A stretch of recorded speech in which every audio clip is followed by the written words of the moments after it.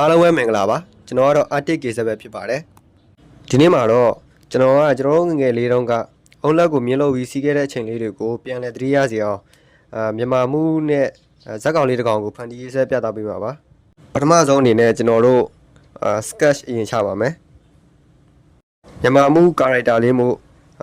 စီးရဲဝိုင်းလေးနဲ့ကျွန်တော်ဆွဲလိုက်ပါတယ်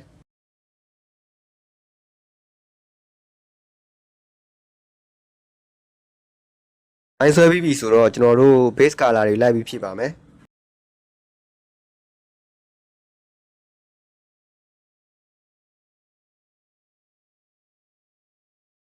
base color တွေလိုက်ဖြည့်ပြီးပြီဆိုလို့ရှိရင်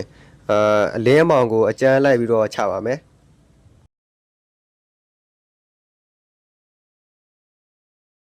ပြီးရင်ကျွန်တော်တို့အချောစပြီးတော့ blend ပါမယ်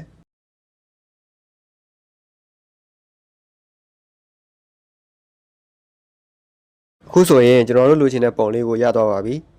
အခုကြည့်နေတဲ့သူဆိုရင်ရောငယ်ဘွားကိုမမိစေမဲ့ပုံတစ်ပုံဆိုလို့ရှိရင်ဘယ်လိုပုံကိုဆွဲစီချင်ပါသလဲဆွဲစီချင်တဲ့ပုံရှိရင်လည်း comment မှာမှတ်ခဲ့ပေးပါအားလုံးပဲ have a nice day ပါ see you the next video